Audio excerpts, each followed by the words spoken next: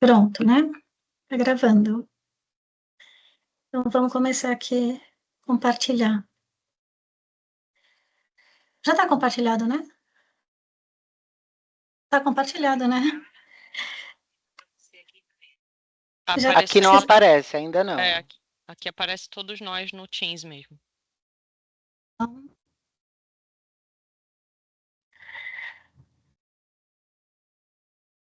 Bora, tá? Já foi. Agora sim. Beleza. Então, vamos falar sobre governança hoje, né? Aí aqui, o primeiro slide é só sobre a minha formação.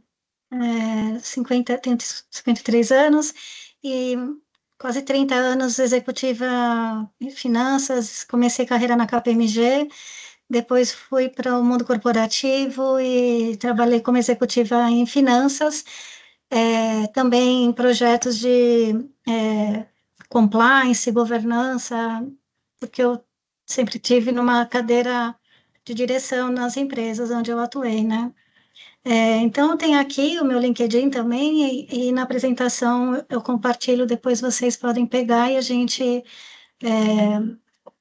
fica à vontade para trocar mais comigo se quiserem. Sobre a nossa jornada hoje, então a gente vai começar sobre aspectos de governança em geral, vamos dizer assim, um grande guarda-chuva que existe de fundamentos, aspectos e o que fala, principalmente o IBGC nesse sentido. Eu vou trazer muito o IBGC porque ele que norteou todas esses conceitos no Brasil, que é o Instituto Brasileiro de Governança Corporativa, para quem não conhece, e é o IBGC. E ele traz também um manual específico de governança para o terceiro setor, mas tem também lá no GIF. O GIF é o Grupo de Institutos e Fundações Empresariais. Eu também estou trazendo aqui e mostrando algumas questões que são bem semelhantes que os dois trazem. E também composições, papéis, responsabilidades dos órgãos de governança, para vocês terem uma clareza mais, indo um pouco mais para a prática, tá? Então, dividi aí esse tema de governança nessas três grandes chaves aí do dia de hoje, beleza? Sobre os aspectos de governança, então a gente vai começar conceituando o que é a governança nesse grande guarda-chuva que o IBGC traz. E o último manual é a sexta edição, que veio em junho de 2023, ele traz o seguinte: primeiro, eu até separo aqui o como. Então, governança, como que ela se dá? É um sistema, eles chamam como um sistema formado por princípios, regras, estruturas e processos, pelo qual as organizações são dirigidas e monitoradas, tá? Então, vocês podem guardar que é o como. Por quê? Com vistas à geração de valor sustentável. Geração de valor sustentável é uma nomenclatura muito recente, porque aqui já está na sexta edição, e o IBGC existe há 30 anos ou mais, e esse grande guarda-chuva serve também para o terceiro setor, para isso, né? Geração de valor sustentável. Sustentável é crescimento sustentável, né? E para quem? Para a organização, para seus sócios e para a sociedade em geral. E ele traz um conceito de ESG, mas bem especificamente é claro isso, porque ele fala contribuindo positivamente para a sociedade e para o meio ambiente.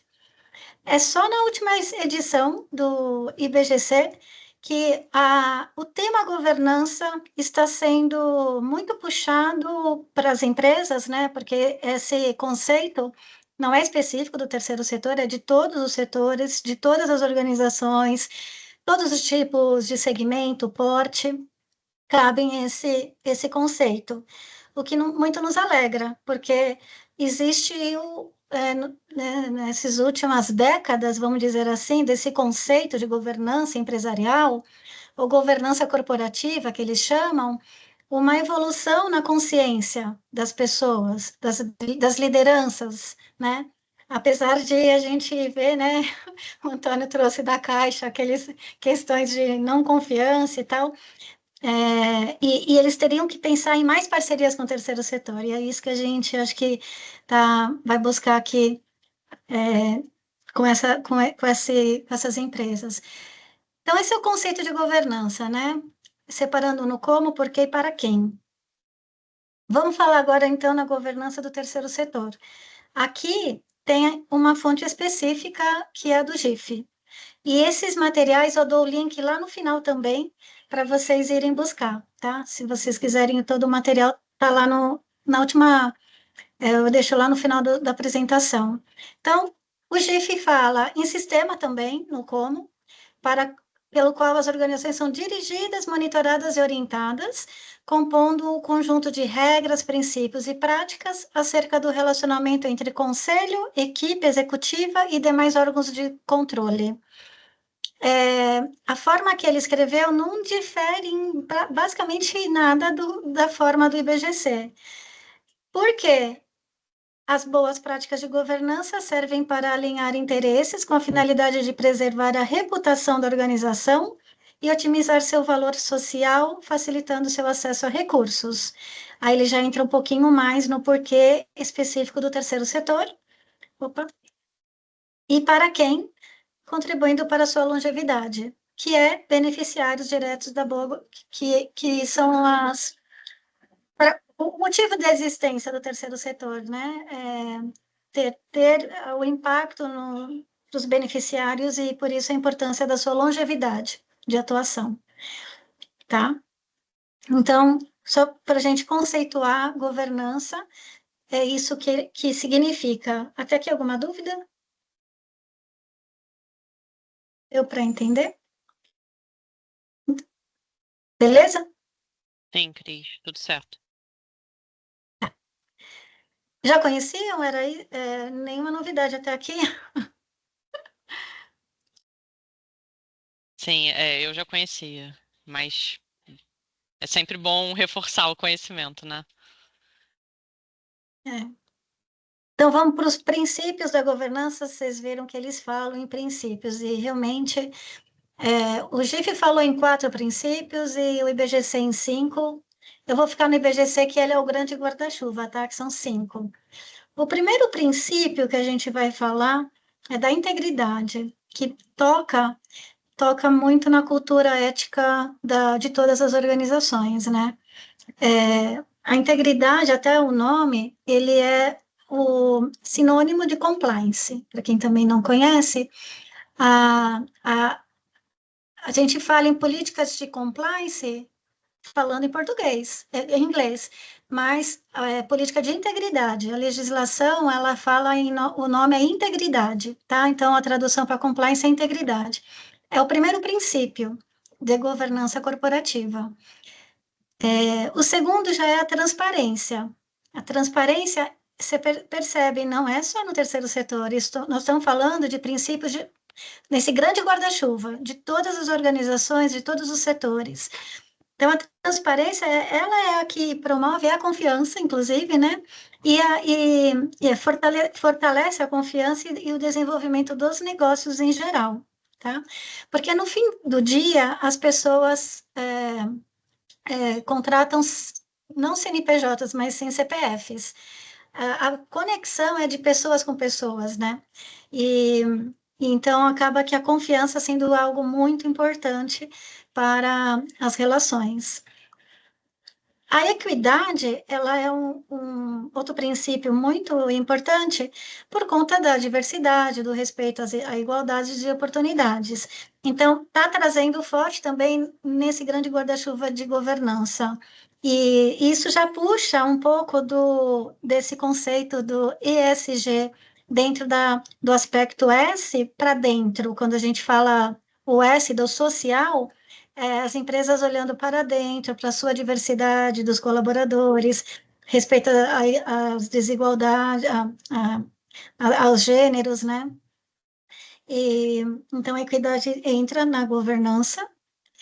A accountability, ela é mais que transparência, ela é ligada à prestação de contas, né? A relatórios, a comunicação, a você falar com seus outros públicos, de interesse, né? Então, entra esse princípio da accountability, e, por fim, a própria sustentabilidade é um princípio.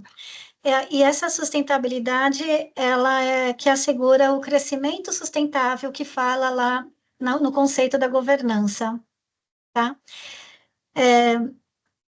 Esses são os princípios que o IBGC traz, né, para qualquer tipo de organização, independente de porte, natureza jurídica, estrutura de capital, não importa, são esses os princípios que está lá nesse último, na edição sexta, né, do Manual de Governança do IBGC. Pode falar, Antônio. Eu lembro que eu vi uma pesquisa do GIF com organizações, institutos familiares e corporativos que mostra quais são os critérios que essas empresas, fundações e institutos apoiam organizações sociais. E o primeiro que aparece, assim, o critério mais votado é transparência e confiabilidade e confiança. Eu fiquei E transparência surpreso, está assim. dentro. Isso, a confiança e transparência. Ele fica no mesmo critério, né? Fica na mesma linha, mas é o primeiro, é o topo do ranking. Isso a gente viu também, viu? E a questão do Vamos lá. próprio da accountability é exatamente tanto os shareholders como os stakeholders, né? As pessoas que estão dentro da própria organização, quanto aquelas que estão de fora e estão olhando para o negócio. E isso realmente dá Isso. a transparência, te dá confiabilidade e aproveitando, Tônio, isso é uma das questões que fazem com que existam os doadores potenciais enxergando esse grande pacote de governança. Isso é extremamente atrativo para que eles cada vez mais estejam se envolvendo dentro das nossas instituições. Inclusive, esse critério ficou acima, transparência e confiabilidade ficou acima de conhecimento técnico e de capacidade de gestão.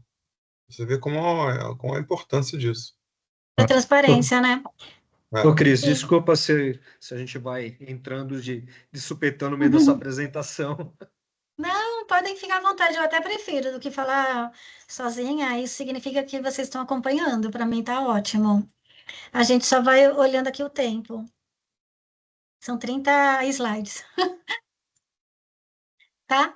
Então, esses são os princípios da governança. É legal a gente ter isso em mente em todas as nossas ações dentro da organização, e aí a gente vai. O princípio é o que rege, aí a gente começa a descer para o como. Como que a gente chega nessas questões aí tudo, tá?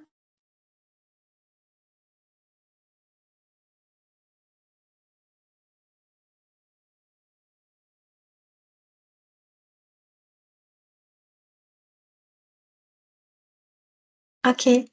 Fiquei muda, né? Fiquei muda, agora estão me ouvindo? Ficou? Sim. Sim. Tá, agora a gente desce para a estrutura e elementos da governança, e seguindo exatamente esse manual de melhores práticas de governança corporativa do IBGC, que cabe também para o terceiro setor, tá? É exatamente a mesma coisa, depois a gente mostra lá como é que fica, mas vamos lá para a estrutura e elementos. O que é isso daqui que ele fala?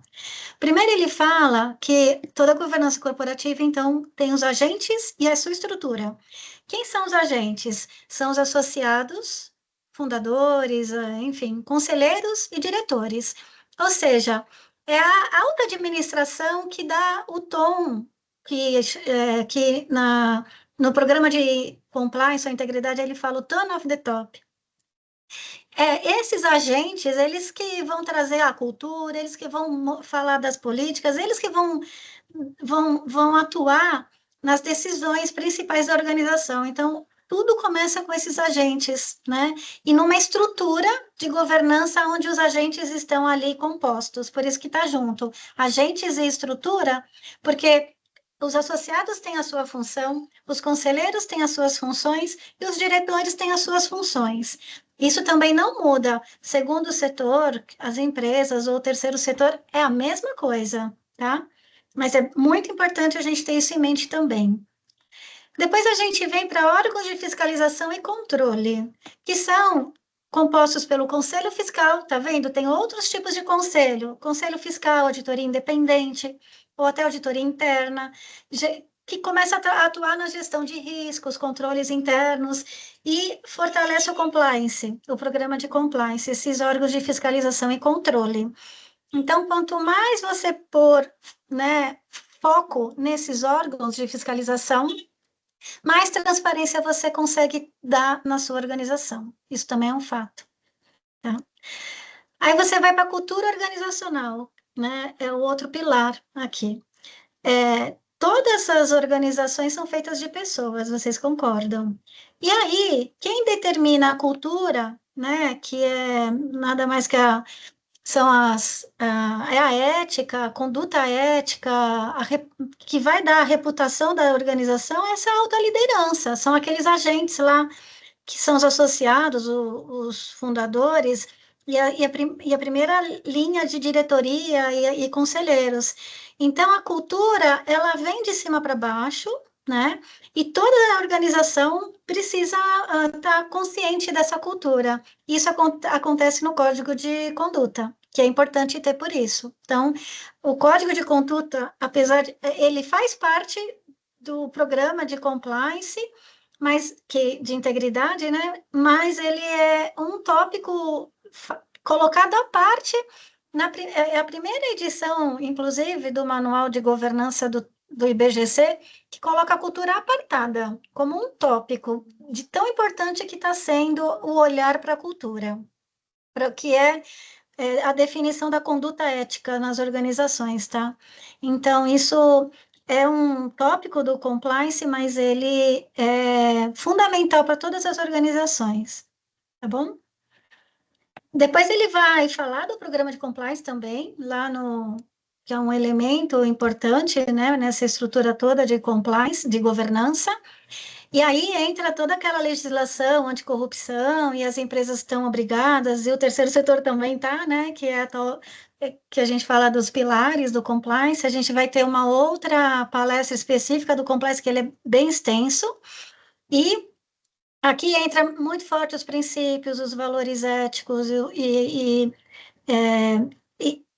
são vários pilares que determinam aí o programa efetivo. A gente chama a efetividade no programa de compliance. E cômodo de novo.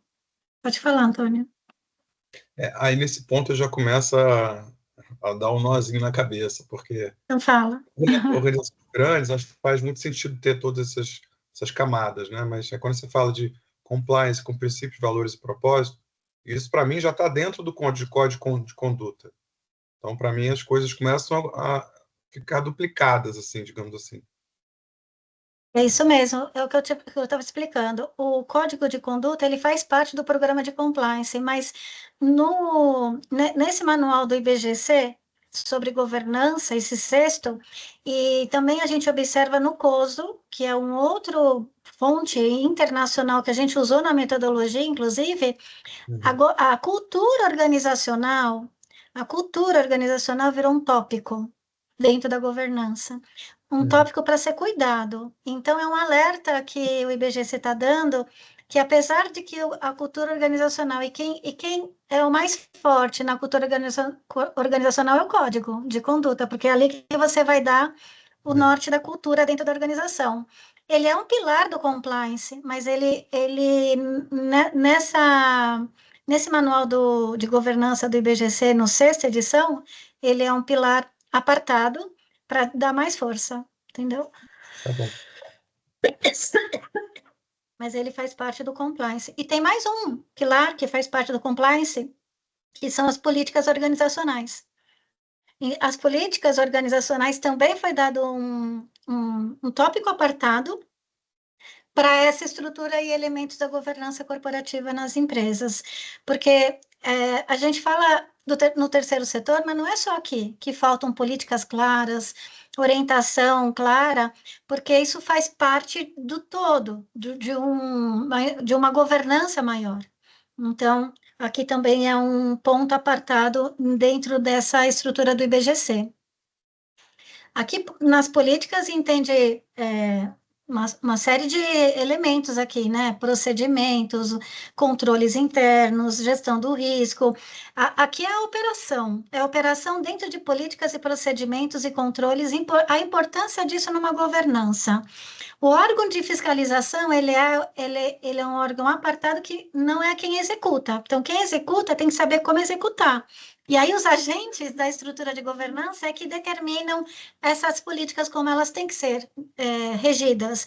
Então, são essas caixinhas, para deixar na nossa mente, como caixinhas mesmo, que elas não funcionam apartadamente, não se tem uma coisa sem outra. Você tem que ter os agentes da estrutura de governança, você tem que ter a cultura organizacional, dentro de um programa de compliance, políticas definidas, e o órgão de fiscalização é super recomendável. Aí que tá, o órgão de fiscalização não é para todo mundo obrigatório. Esse órgão de fiscalização, quanto mais você coloca a luz a ele, mais diferenciado você fica. Essa é a verdade. Mas não é obrigatório nem para o terceiro setor e nem para as empresas, tirando a empresa de capital aberto, né? Que essas, com certeza, já são obrigatórias. Mas as empresas não têm obrigatoriedade de ter um conselho fiscal, né? A auditoria depende do seu receita. As regras são parecidas também com o terceiro setor, tá? Mas é altamente recomendável. Beleza? Então, vamos falar, pensando agora no terceiro setor, né? Alessandra? Oi.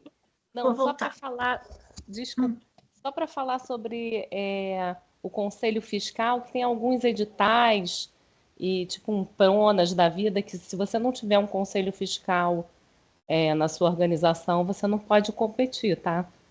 Então, Sim. ao mesmo, não é obrigatório, mas para determinadas situações, sim. Só completando. Qual é o edital que você falou? O PRONAS, eu dei o exemplo do PRONAS. PRONAS, que esse eu tenho na minha cabeça, que é aquele selo para pessoas com deficiência.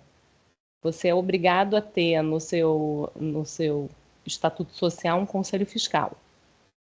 E Sim, aí, alguns, OCIP é obrigado, a gente sim, vai trazer aqui algumas das obrigatoriedades, alguns conselhos de criança, do sim, COMAS, mas depende do município, não é uma coisa que está federal, né? Infelizmente, infelizmente ou felizmente, a gente tem especificidades para essa obrigatoriedade. Mas, em regra geral, pela lei, a lei do marco regulatório do terceiro setor, ele não trouxe a obrigatoriedade do Conselho Fiscal no terceiro setor. sim, sim. Não, só alertando, quem tiver alguma OSC que trabalhe com essa área, que veja bem antes de seguir, né, com o estatuto. Sim, exatamente. Para pensar na sua governança, você tem que olhar o seu negócio, a sua atuação, para poder ver se a sua melhor estrutura. E aí isso começa no estatuto, com certeza. Tá? Então, vamos falar da governança no terceiro setor agora. Então, terceiro setor, só para a gente contextualizar, primeiro setor, agente público, finalidade pública. Segundo setor, agente privado, finalidade privada. E o terceiro setor, agente privado, finalidade pública, né? Essa é a nossa grande diferença. E aí, a gente é regido pelo Código Civil, né? Existe no Código Civil somente duas formas jurídicas, que são as associações e fundações. Quando a gente fala, eu sou uma OCIP, mas antes de você ser uma OCIP, ou uma organização social, você é uma associação ou uma fundação, obrigatoriamente. Porque pelo Código Civil só pode ter no terceiro setor ou associação ou fundação, que as regras são bem diferentes, inclusive, né? E aí, quando fala ONG, ou instituto, ou entidade, são denominações populares, né? Porque, no fundo, pessoas jurídicas são ou associação ou fundação. Até aqui, talvez eu esteja chovendo no molhado com vocês, mas eu precisava começar com esse contexto para que todo mundo fique na mesma página, tá bom? Tudo bem? Posso seguir? Então, vamos lá nas principais diferenças entre associação e fundação. É importante começar nessas diferenças para a gente ir para a governança, porque até agora, né, eu estava falando da governança geral, de todos os segmentos. E agora vamos começar a falar da governança no terceiro setor. Então, aqui é um quadro onde eu trago os principais critérios, base legal. Primeiro grande diferencial, a fundação ela começa com um patrimônio inicial, o que é diferente de uma associação, que não precisa de patrimônio inicial. A associação ela pode ser a união de pessoas, no mínimo 2, para iniciar, e a fundação já precisa desse patrimônio mesmo. E pode ser inter vivos ou causa mortes, que fala, né? Então, a pessoa pode estar viva doando seu patrimônio ou ela deixou já em testamento para iniciar a fundação. E aí entra o Ministério Público na fundação, coisa que não tem nada a ver na associação. Na fundação, o Ministério Público ele vai garantir a perpetuidade do interesse do fundador e tem que ser finalidade pública, tem que ser obrigatório. Então, a fundação ela é fiscalizada de cara pelo Ministério Público e a prestação de contas é bem mais pesada do que de uma associação, tá? Que mais?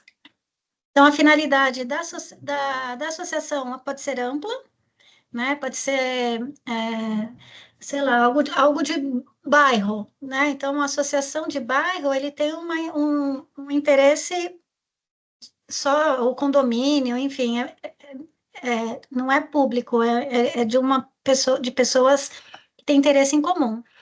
A associação, ela é mais ampla, mas a fundação já é interesse público. O terceiro setor que a gente chama, organização da sociedade civil, a gente já está trazendo as associações que também têm interesse público. Então, não que a gente não tenha interesse público, a associação faz muito de interesse público. Como eu falei do Ministério Público, o órgão soberano na associação, pode falar, Antônio? Veio uma dúvida aqui sobre fundação. As fundações não podem oferecer produtos ou serviços. Não, podem sim, desde que atenda a finalidade existe uma coisa que é atividade meio e atividade fim. Uhum. A atividade fim, ela é essa do fundador, que tem que ser mantida para sempre, e quem vai preservar isso é o Ministério Público, é a atividade fim. Se na atividade meio ele tiver venda de produtos ou prestação de serviço que vai dar recurso para gerar mais atividade fim, tudo bem. Isso vale também para a associação, quando você desenha seu estatuto. Tá bom. Não sabia. Tem atividade fim e atividade meio. Então, a atividade fim é preservada, que é de interesse público aqui na fundação. Tá? Aí começa aqui uma grande diferença que já pega lá na governança, tá? Órgão soberano. Qual que é o órgão soberano nas associações? Obrigatório por lei, a Assembleia Geral. É o órgão soberano. E na fundação é o conselho curador ou de administração. Obrigatoriamente, a fundação já nasce com esse conselho de administração ou curador, chamado mais como curador, conselho curador, que é deliberativo. As associações não são obrigadas a ter um conselho de administração. É boa prática, mas não é obrigada. E se não tem um conselho de administração, então, na associação, quem faz a vez das atribuições é a Assembleia Geral, ou seja, são os associados fundadores ou efetivos, ou enfim, os que compõem aquela associação, tá? Esses são os órgãos soberanos da associação e fundação. Aqui já começa aqueles elementos da governança. Lembra os elementos? Aqui já estão os 2 elementos de cara na legislação. Entenderam? Na parte da fiscalização, a fundação ela também nasce com o Ministério Público fiscalizando ela. Mas ambas não são obrigadas a ter um conselho fiscal. Não são obrigadas. Por lei, né? Aí não estou falando da atuação, do LOAS, do COMAS, eu não estou falando dos títulos, que depois entram em algumas obrigatoriedades. Mas a legislação lá no Código Civil, ambas não precisam de conselho fiscal, tá? A alteração estatutária, a fundação vai sempre depender da aprovação do Ministério Público, porque ele vai preservar o interesse do seu fundador, porque ele deu seu patrimônio para aquela atividade fim. E a Assembleia Geral é que vai determinar aqui nas alterações estatutárias. Mesmo que tenha um conselho de administração, a Assembleia é que vai determinar, é obrigatório. E a sua extinção é a Assembleia também que define na associação e o Ministério Público, se tiver uma extinção de uma fundação, obrigatoriamente o patrimônio daquelas, vamos imaginar depois de anos, uma fundação não conseguir continuar, porque não tem caixa, não tem recursos financeiros para dar continuidade, o Ministério Público obrigatoriamente vai colocar aquele patrimônio numa outra fundação que tem a mesma finalidade. Tem que dar, para continuar a mesma finalidade da vontade do seu instituidor. Beleza? Bem diferente a associação de fundação, perceberam? Tudo aqui é terceiro setor. Aqui já começa fortes regras de governança. Tá? Continuando, então. Agora, lembra lá aquelas caixinhas? Eu vou agora pelas caixinhas que a gente falou lá na frente. Agentes e estrutura de governança. Vamos ver aqui como é que fica esses agentes e estrutura de governança para associação e fundação, né? Órgão soberano, então. Assembleia Geral é na associação, é obrigatório, né? E se ela tem um conselho de administração, é opcional. Não é obrigatório. É legal ter boas práticas, maravilha. Mas ela... e aí, a boa parte das atribuições que, se não tem um conselho de administração, a Assembleia Geral tem que tocar. Se tem, aí ela compartilha as atribuições. Tem coisas que ela não pode delegar. Eu vou explicar mais para frente. Tem atribuições que são indelegáveis pela legislação, pelo Código Civil. A Assembleia Geral continua com as atribuições, mas o Conselho de Administração dá um respaldo muito maior aí quando a associação tem um Conselho de Administração. A fundação, obrigatoriamente, já nasce com um Conselho de Administração, que é chamado Conselho Curador. E o órgão soberano, ele sempre vai ter a atribuição de deliberar, ele não executa nada, ele só dá o norte, ele dá estratégia, ele não faz estratégia, ele norteia a organização.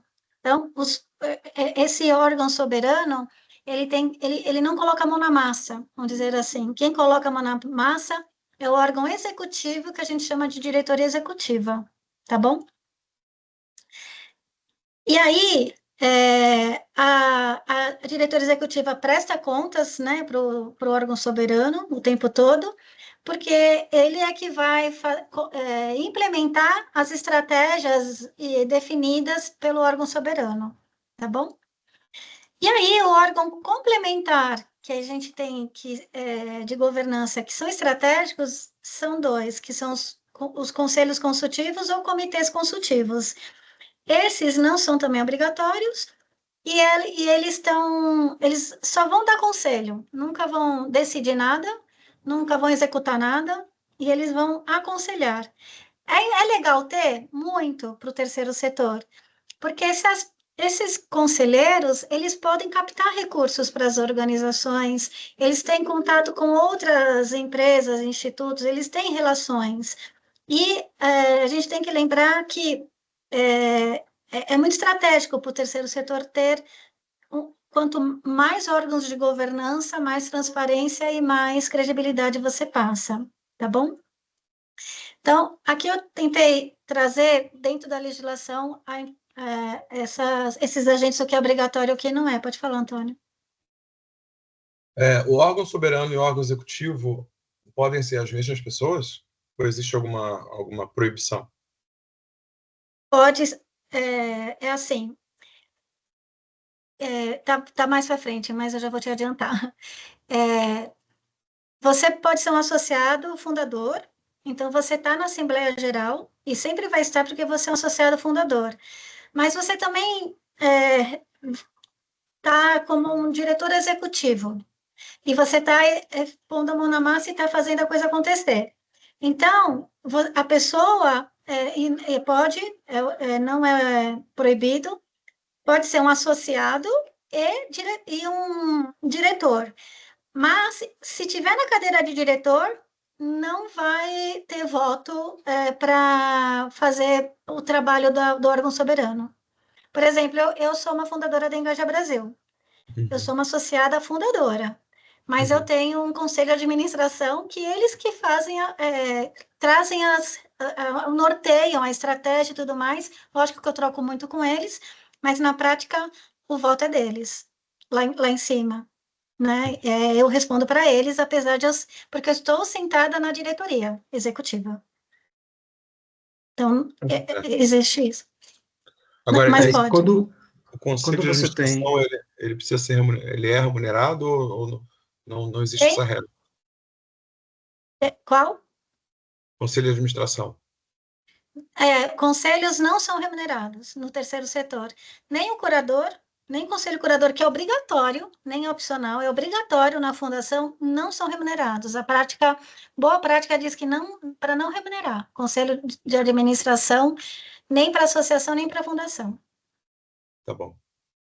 Uma coisa Diretoria importante pode remunerar a a questão diretoria. É a questão do conflito de interesses, que eu acho que você vai colocar nos slides mais à frente.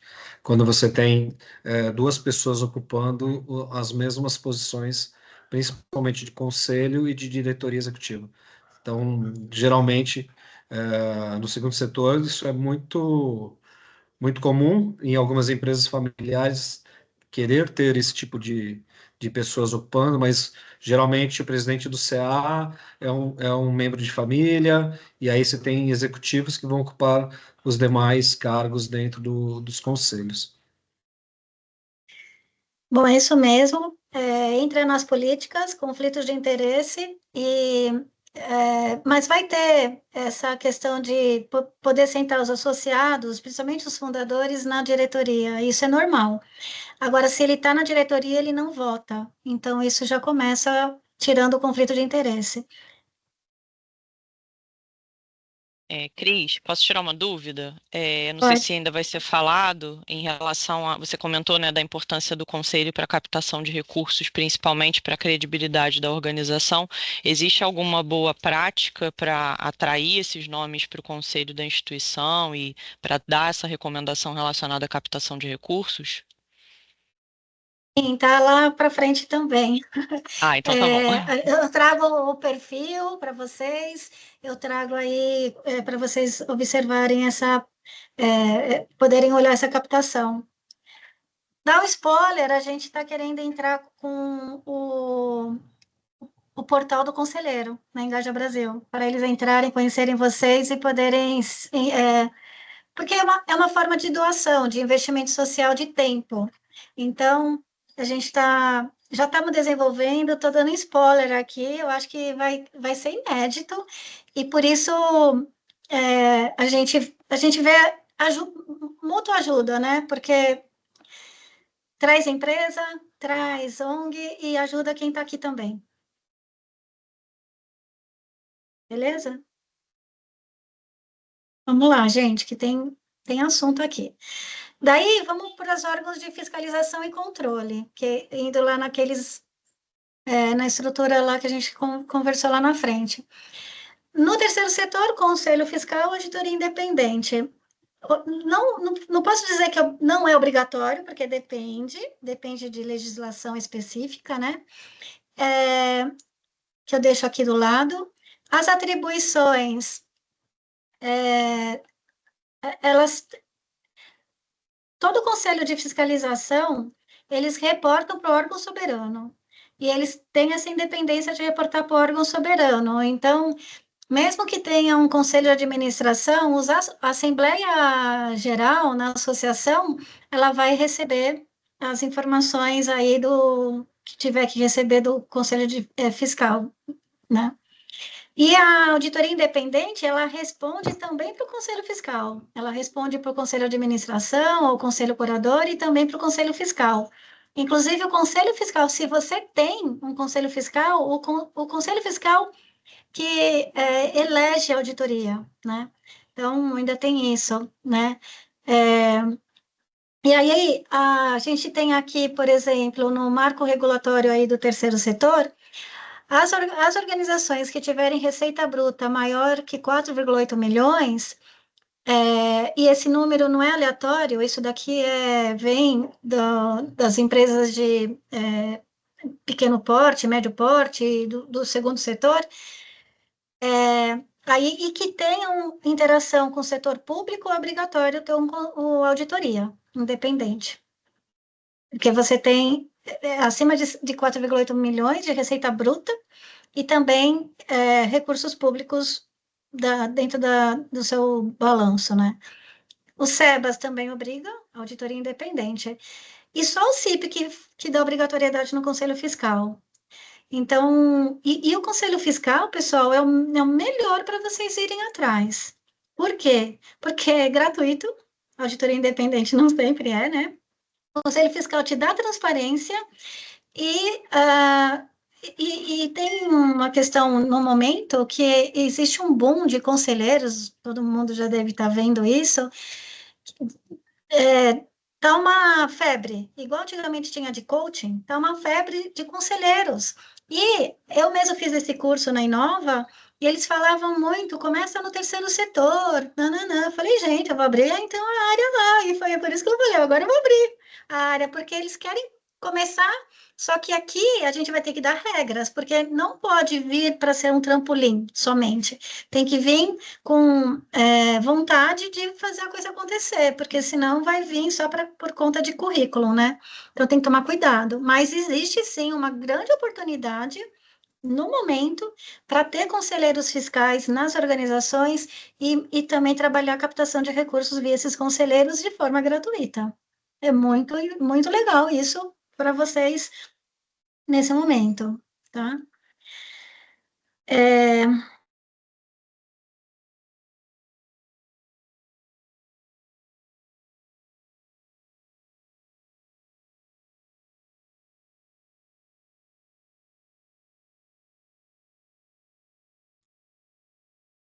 Cris, seu microfone está fechado. Desculpa. Então, a gente passou pelos elementos, que são o órgão máximo de governança, e pelos órgãos de fiscalização e controle, e olhando a legislação da associação agora, eu trago aqui um esqueleto de governança mínima, legal, e a máxima estrutura que é de acordo com boas práticas, vamos dizer assim, não é obrigatório está na mínima, que é uma Assembleia Geral e uma diretoria executiva. Uma organização ela nasce no mínimo de 2 pessoas, então elas estão na Assembleia Geral. Se as 2 descerem para a diretoria executiva, já ficou perneta. Tem que ter mais, gente. A legislação fala, no mínimo 2 pessoas, mas já começa um problema. Tem que ter mais pessoas, tem que formar uma assembleia. Alguns descem para a diretoria, porque você não vai conseguir contratar pessoas para fazer a coisa acontecer, vamos combinar. Então, a maioria das organizações estão na estrutura mínima, não tem os órgãos de fiscalização e controle, né? Porque você tem que lembrar que o Conselho Fiscal, para você tem que ter 3 pessoas tem que conhecer financeiro, contabilidade, tem que não ser remunerado e tem que também gostar da sua causa. Não é tão fácil, né? Mas não é possível. Não é obrigatório. Os órgãos consultivos, mesma coisa, são os conselhos consultivos, os comitês, não é obrigatório. E os órgãos executivos, aí sim, sempre vai ser obrigatório, tá? Então, só para desenhar aqui. Ah, pode falar, Antônio. Não, desculpa te interromper. O que são os comitês consultivos? Comitês, eles são mais específicos de temas, por exemplo, um comitê de comunicação. Eu tenho na Engaja Brasil um conselho consultivo de pessoas que dominam comunicação. Aí eu criei um comitê de comunicação. Aí tem 11 pessoas no conselho do consultivo lá, 4 vieram para um comitê de comunicação específico para mim, para a gente atuar nesse tema. Então, eu ajudo, entendeu? Ou um comitê de O comitê auditoria, inclui parte da equipe? parte da São, equipe. necessariamente são pessoas externas. Pode vir outros até, que não seja do conselho, pode vir outros. Tá bom. Os comitês consultivos, você vai ter pessoas mais técnicas no assunto determinado, né? Certo. Pode ser de auditoria, pode ser de gestão de riscos, pode ser, Psicologia, sei lá, financeiro. se quiser, de captação de recursos, Certo. né? Você chama comitê, tá? Você pode Cris, ter só comitê e não ter conselheiros. nesse quesito ainda, então, do conselho e do comitê, só para que eu possa compreender aqui no meu raciocínio, o conselho, ele traria algo um pouco mais estratégico, de uma forma mais macro, e os comitês, eles desceriam um pouco para a execução, para a operacionalização, algo mais focado, né? Para literalmente Exatamente. executar, correto? Não executam, mas eles dão mais foco num determinado Desculpe, assunto. isso, ele vai criar alguma coisa mais detalhada, mais fina para que possa acontecer, correto? Isso mesmo, exato. Obrigada. Célia, Desculpa, eu queria atrasar, peço desculpa a todos vocês. Eu sei que você já falou isso no primeiro momento, mas quando você cria esses comitês, eles têm que constar no estatuto? boa pergunta. Não precisa. O comitê Tá. não precisa constar no estatuto. Conselhos, com certeza. Boa pergunta. Se você tem um conselho consultivo, precisa estar no estatuto. Comitê não.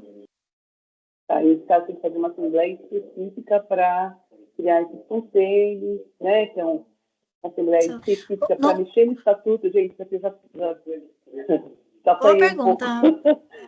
É uma legal, tá? Assembleia. A assembleia tem que estar, óbvio, obrigatório. Volta. Se tiver um regimento interno, aí é legal ter o comitê, porque o regimento interno você não tem que ficar escriturando, né? Que é caro.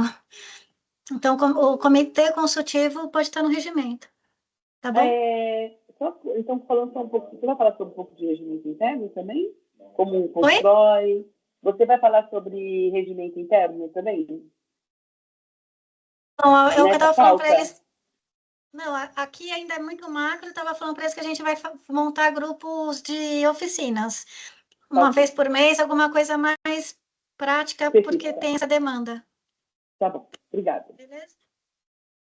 Então, para a associação, essa estrutura mínima e máxima, só para a gente ter uma ideia aqui, significa que a mínima não tem uma boa governança? Não.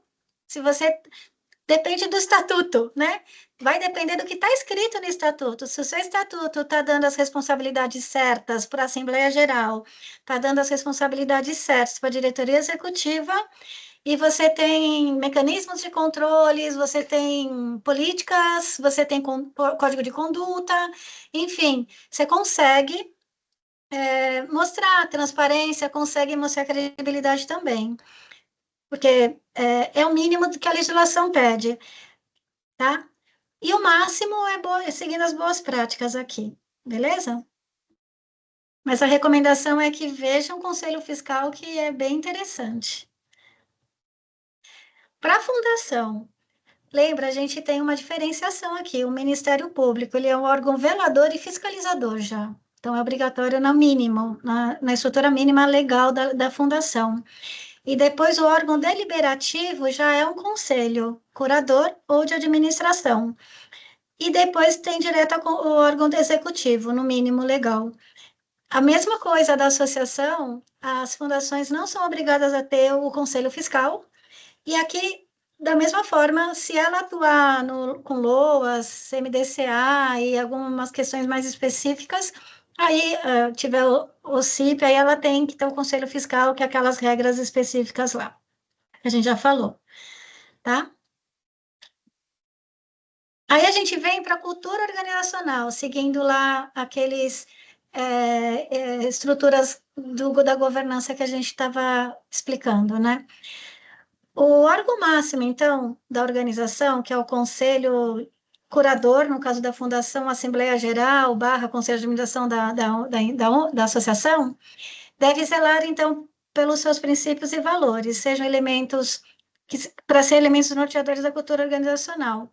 Então, o órgão máximo, ele é o principal a zelar pela cultura da organização, a gente já tinha falado lá na frente. E se isso tem que entrar no estatuto, na parte de responsabilidade do órgão máximo da organização. Na associação é a Assembleia e na fundação é o Conselho. Essa questão de zelar para seus princípios e valores, sejam elementos norteadores da cultura organizacional, eu recomendo a vocês olharem o estatuto de vocês. Se isso não está escrito, é para ontem. É para ontem, porque isso daqui mostra a parte de cultura ética, é um dos princípios da governança, né? Tá? Então, a Assembleia Geral zelar para os princípios e valores da organização tem que estar no estatuto, para ser o norteador da cultura organizacional. Isso aqui também está lá no IBGC. Programa de compliance, aqui eu vou trazer um pouco do que significa, né? É estar em conformidade com as regras internas e externas da organização e promover a cultura de integridade. Aqui, de novo, a palavra cultura, mas é ligada à integridade, à ética. Ela está embasada na Lei Anticorrupção de 2013, que o decreto vem em 2015. E aí entra todos aqueles pilares, programas de compliance, que, de acordo com o porte da organização, não é tudo obrigatório. A gente não vai falar hoje, em específico, do programa de compliance, mas eu vou dar para vocês uma ideia do que é esse programa de compliance, que eu acho que é importante vocês terem em mente. Os norteadores aí do programa de compliance, lembra, são influências internas e externas, a gente falou aqui, né? Você tem que estar em conformidade com regras internas e externas, certo? Então, quais são as regras internas?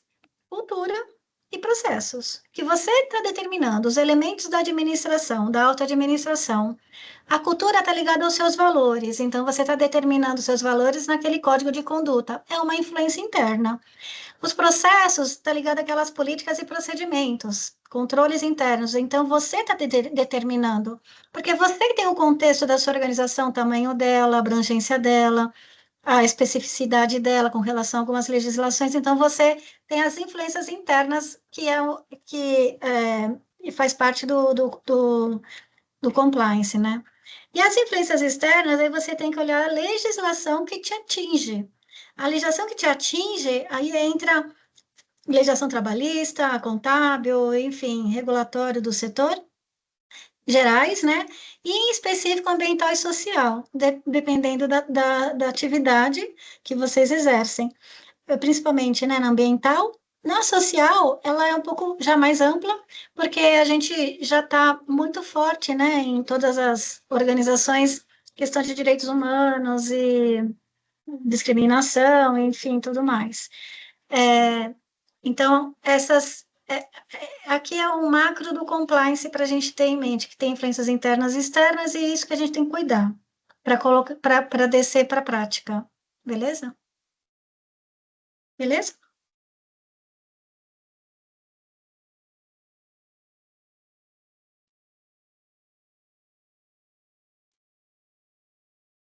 De novo, fiquei muda, né? Estão me ouvindo?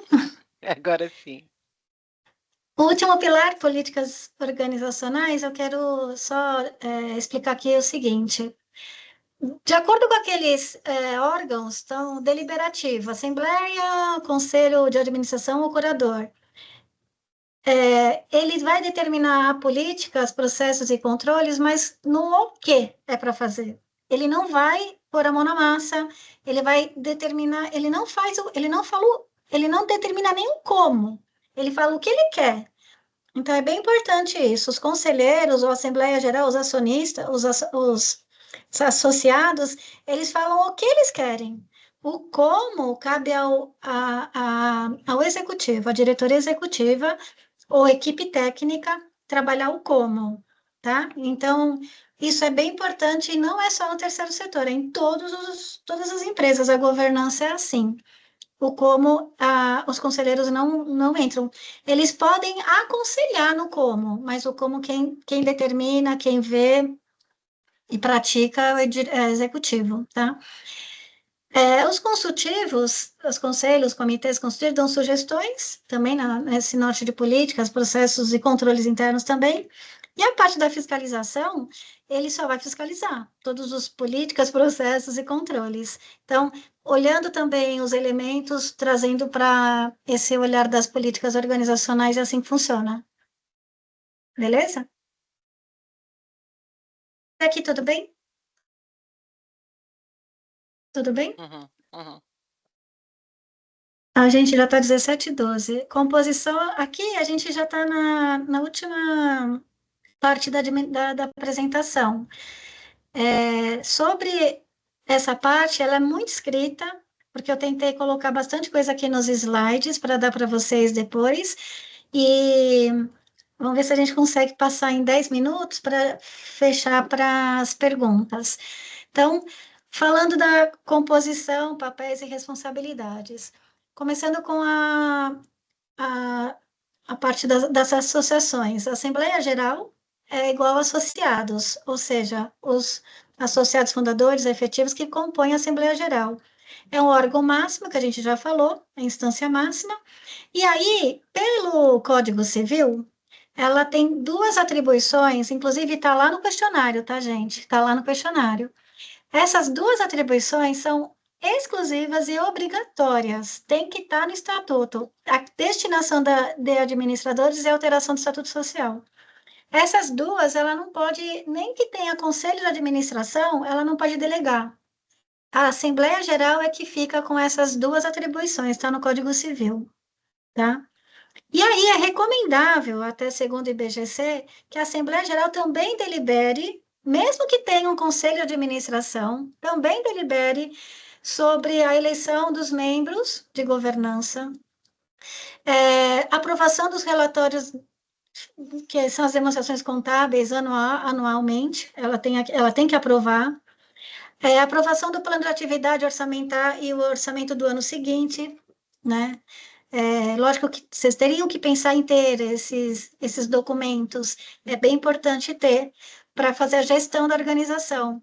E aí a aprovação é anual pela Assembleia. E também a parte das transações patrimoniais extraordinárias, vamos dizer assim, porque tudo que é ativo, os donos ou os associados, eles têm que entrar em deliberação.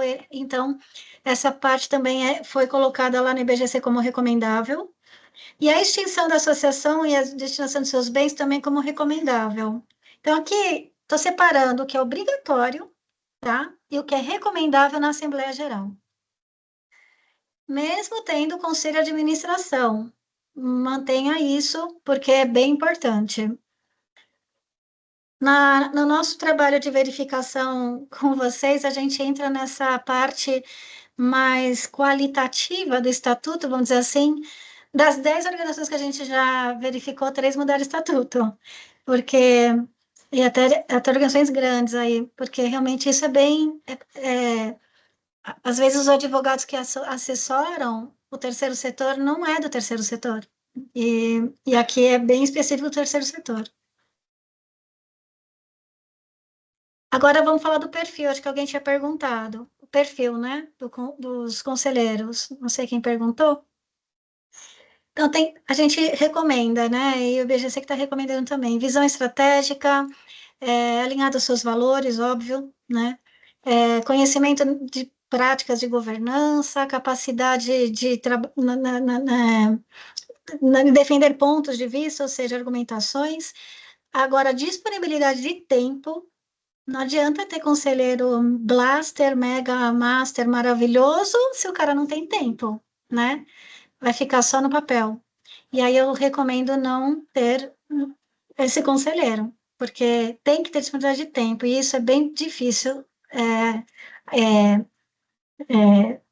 no terceiro setor com conselheiros, tá? Porque é voluntário, mas é um voluntário que não é um trabalho voluntário eventual, é um trabalho voluntário que, se você não tem um cronograma com as datas de reuniões e a avaliação, que eu vou falar mais à frente, tem que fazer a avaliação do papel dos conselheiros, você perde o potencial desses conselheiros.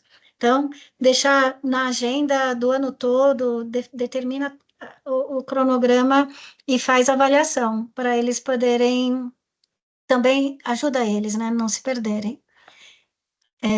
A motivação dessas pessoas com o trabalho, como que você motiva? Também fazendo prestação de contas, também falando do que está acontecendo, também dizendo, né, compartilhando problemas, dores, e não só as coisas boas que a organização conquistou, né? Então, a motivação, ela diria até semanal. Então, a gente tem um grupo no WhatsApp só com os conselheiros, tem informações semanais rápidas, né? E isso tem que acontecer sim, porque tem que motivá-los. Senão, perde também o conselheiro. Tem essa questão da capacitação de conselheiros. Lógico que se tiver budget, né? Uma coisa importante no perfil deles é eles saberem ler relatórios gerenciais, contábeis e financeiros. Não é todo mundo que sabe, mas é importante para o teu negócio, porque no fim do dia, a liderança do terceiro setor já está se virando, né? Os fundadores que não vieram da área financeira já tiveram que aprender na marra toda essa parte contábil e financeira, que eu sei que não é uma coisa muito agradável para todo mundo, apesar de eu ser contadora, mas um conselheiro bom, ele tem que saber isso também. Pode falar, Antônio. Dentro desse conselho de administração, eles têm, sim, responsabilidade legal, né? Tem responsabilidade legal. É diferente do conselho consultivo. Isso mesmo. O consultivo não tem. Isso Responsabilidade aí, legal. no nosso caso aqui, a gente já convidou uma conselheira para participar, e aí a primeira pergunta que ela faz é: eu tenho alguma responsabilidade legal? E aí, dependendo da resposta, o convite é bem aceito ou não. Por isso que você vê, e as fundações iniciam já tendo que ter o conselho curador. E todos voluntários, como pode, né? Mas porque eles também têm o guarda-chuva lá, que é o Ministério Público fazendo toda a fiscalização.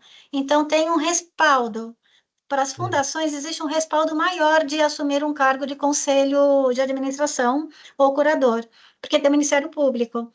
Mas continuam tendo responsabilidade civil ali também, mesmo nas fundações. Eu acho que até maior que na associação, porque na fundação você tem o patrimônio do instituidor.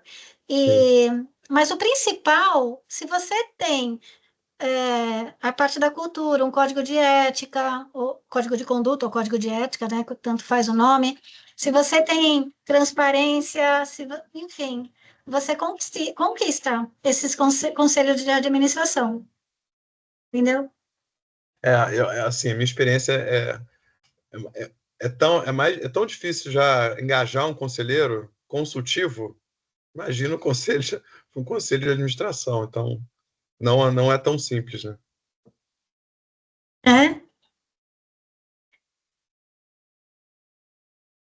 A gente precisa trocar mais.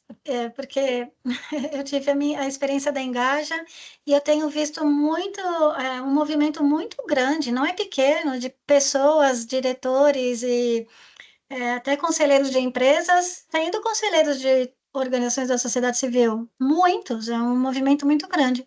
Quando eu fui fazer a palestra no final do ano na KPMG para falar da Engaja Brasil num grupo de compliance, muitos que me procuraram eram conselheiros de terceiro setor. Inclusive, indicaram muitas organizações que entraram por conta desses conselheiros, que eles atuam nas empresas e também no terceiro setor. Tá um boom grande. Tá um boom grande. Então, temos que procurar melhor. A gente vai abrir, o spoiler tá dado, me cobrem, porque eu estou bem empolgada com essa parte dos conselheiros aqui na Engaja Brasil. Eu acho que Legal. isso ajuda muito para relacionamento com vocês e a gente ter fóruns também, até de ampliar a consciência do segundo setor da importância do que a gente está fazendo aqui. Tá? Manuel, você ia falar? Essa questão da responsabilidade, ela é bem pesada. Eu conheço o conselheiro de administração de uma empresa do segundo setor que teve seu patrimônio dilapidado aí por uma decisão tomada equivocada, principalmente do presidente do CA. Então, assim, hoje tem ferramentas, né? Você tem o próprio seguro de DNA que te garante algumas questões financeiras de responsabilidade sobre os tomar decisões.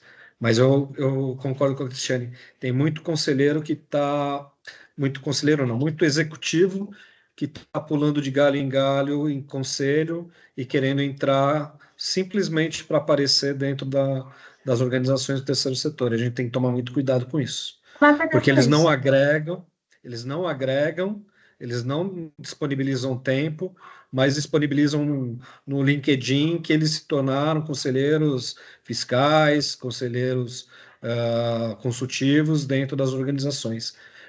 Isso é bem complexo, a gente tem que tomar muito cuidado. Obrigado, Cris. E não deixa essa oportunidade. Então, se você pegar a pessoa certa e a pessoa abraçar a sua causa, ela vai te alavancar. Muito possivelmente. Tá?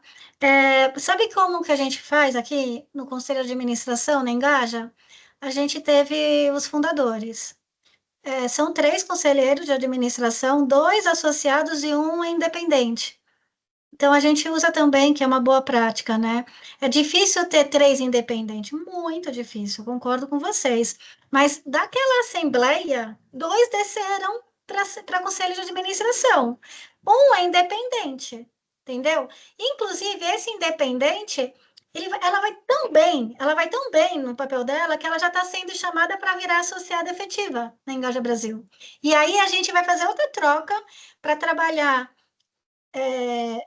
trazer um outro independente que está indo muito bem no Conselho Consultivo. No Conselho Consultivo, a maioria é independente. E aí, está indo muito bem no Conselho Consultivo, sobe para o Conselho de Administração e olha que eles querem. Porque, no fundo, já está criando um laço, uma história. Direto no Conselho de Administração é mega difícil, concordo com vocês. Mas você também não pode deixar a pessoa chegar direto no Conselho de Administração. É uma proteção para vocês, né?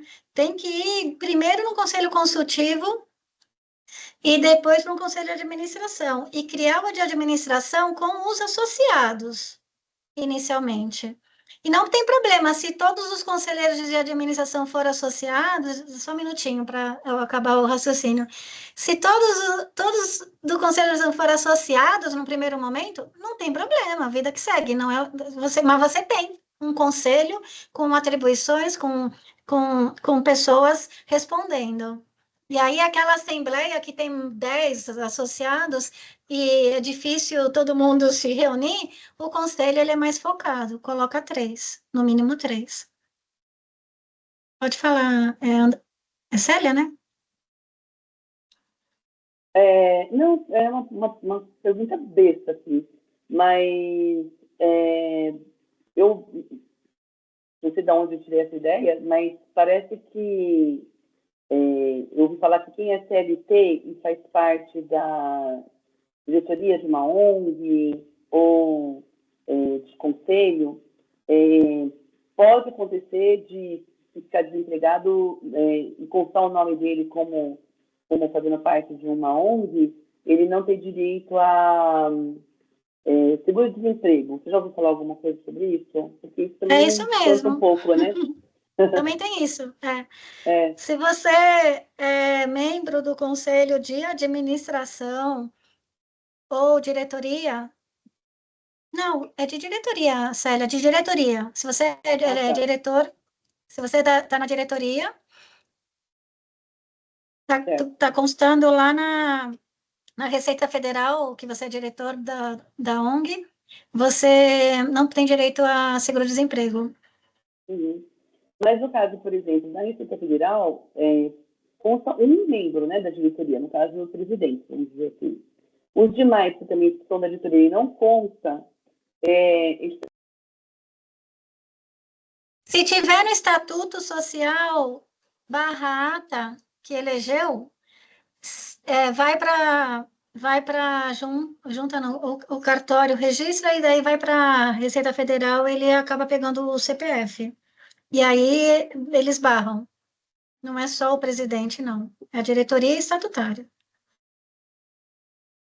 Então, vale mais a pena ter pouquíssimas pessoas na diretoria e mais pessoas no conselho administrativo, por essa ótica? Ou é indiferente? Porque ela também responde civil criminalmente, né? O conselho de administração, você falou, né? Os dois, diretoria e conselho, os dois estão respondendo pessoalmente. Tá. Então, aplica nesse caso para os dois, né? Está no estatuto, responde. Tá, ok, eu entendi. Obrigada. Imagina. Márcia? Cris, desculpe, eu vou perguntar só para eu tirar uma dúvida que eu não consigo ficar muito mais que 5h30. Eu vi que você, em todos os seus slides, você considerou o que é importante estar explícito no nosso estatuto. Isso, a gente pode até eu passar rápido, porque realmente muitos podem sair. As regras, eu deixo tudo muito explícito aqui, ó. E aí, olha, responsabilidades do conselho. Aqui, exatamente do IBGC, vocês podem copiar e colar, aí vocês avaliam. Aqui não é obrigatório, é recomendação, né? Aqui eu trago da fundação, e aí tem algumas especificidades do Ministério Público, eles precisam zelar mais pela missão, porque é obrigatório ficar igual, perpetuar, né, da fundação. Eu trago aqui uma organização americana que eles trabalham só com governança para o terceiro setor lá, e ela é brilhante, eu uso muito dessa fonte, e eles falam os top 10 responsabilidades do conselho. E isso lá nos Estados Unidos, eu também deixei aqui o link. Eles falam do ciclo de renovação, tem que ter a avaliação do conselho. Depois eu falo da remuneração da diretoria, da legislação que a gente tem hoje, e quando tem remuneração da diretoria, aí entra mais responsabilidades para o nível do conselho de administração, que aí aqui também está escrito que daí quem tem que dizer a remuneração é o conselho de administração. Tem que fixar isso lá também na ata. No estatuto tem que prever, e aí na ata tem que dizer qual é o valor. E aqui o limite tem limites, tem que olhar a região que está a organização, o porte da organização, e no máximo 44 mil, que é o salário aí máximo do funcionalismo público federal. Então, tem aqui a regra, tem as responsabilidades do diretoria executiva, de acordo também com o IBGC, e aqui sempre, vocês podem olhar, começa com verbos, é tudo execução, porque a diretoria executa, quem norteia está no conselho, né? Aqui são as responsabilidades do conselho fiscal, que aí aqui é bem importante, no mínimo 3 conselheiros fiscais, não adianta abrir um conselho, um conselho fiscal de 1 ou 2, tem que ser 3, é mais recomendável. E eles podem também agir em conjunto ou individualmente, isso é interessante, isso qualquer segmento, né? Não é só o terceiro setor, porque eles têm que ter independência. Importante é serem independentes. Tem gente que coloca da associação. Então, associados vêm aqui para o Conselho Fiscal. Não é proibido, mas ele não é muito recomendável ter no Conselho Fiscal os associados, porque tem conflito de interesse. Porque aí você começa a ter um conflito de interesse, né? E a importância da governança aí no terceiro setor, né? Eu trago aqui para vocês o quanto que isso é importante e impacta na longevidade do, mas o mais importante é olhar para a sua estrutura, porque não pode burocratizar tudo isso daqui. Vocês têm que pensar estrategicamente, vocês têm que pensar numa governança efetiva, que vai te dar frutos, e não você trabalhar para ela. Não adianta você querer aquele. Tudo da governança é pequenininha, não consegue dar conta nem do seu dia a dia, né? Então, não é isso que a gente quer, não é isso que a gente recomenda, e a gente está aqui para vocês pensarem nesse crescimento passo a passo mais estratégico, olhando para a governança.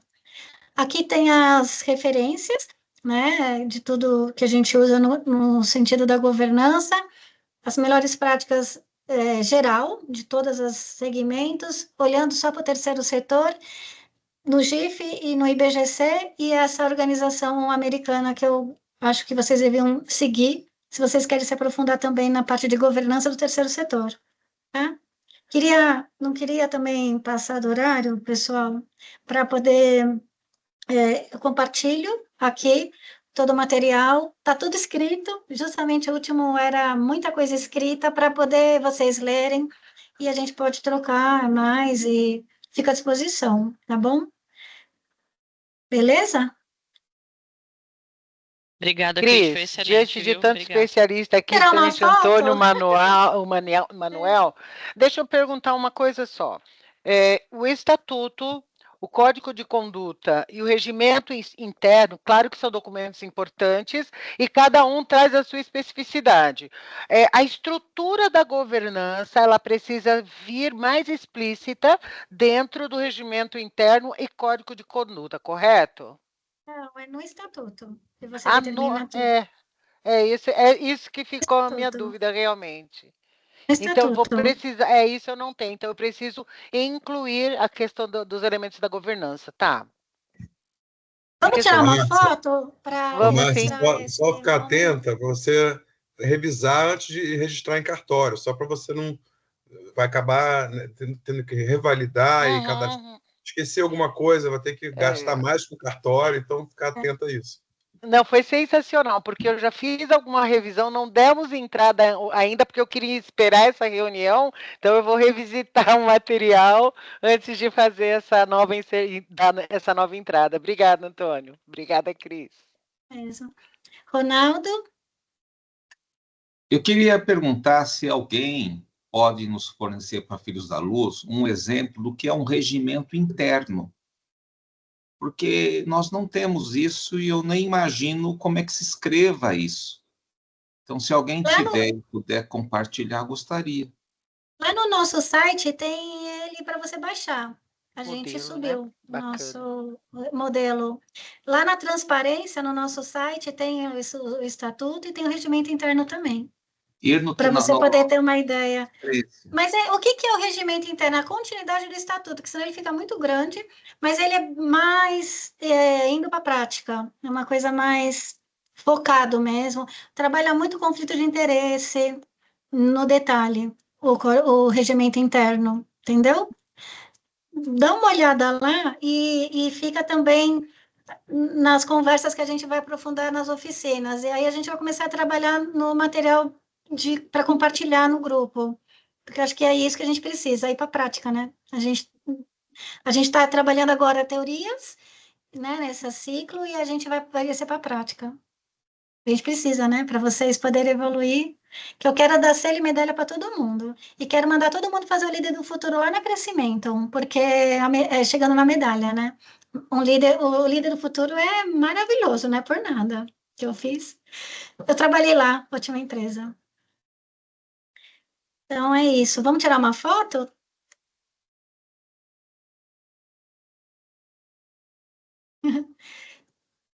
Olha lá, 1, 2 e... Prontinho, pessoal. Obrigada aí pelo tempo de vocês. Compartilho aqui a reunião e compartilho o material. Obrigada, Cris. Muito obrigada, viu? Cris. Boa tarde, gente. Obrigada, Cris. Um abraço em todos. Tchau, obrigada. Tchau, gente. Boa tarde. Obrigado. Parar de gravar.